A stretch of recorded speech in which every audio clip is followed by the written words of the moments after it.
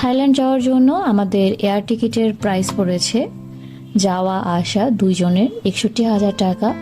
Ticket যদি একটু আগে কেটে রাখা যায় তাহলে কিছুটা কমের মধ্যেই পাওয়া যায়। আমরা কিছুদিন আগেই কেটে রেখেছিলাম, যার কারণে আমরা একটু কমের মধ্যেই পেয়েছি।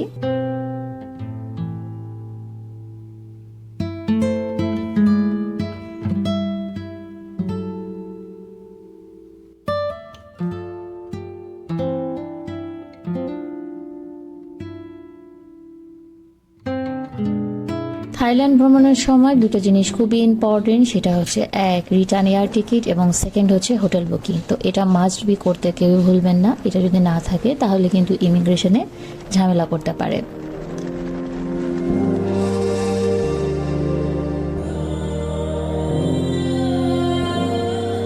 প্রায় 3 ঘন্টা পরে আমরা পৌঁছে গেলাম থাইল্যান্ডে, ব্যাংককে।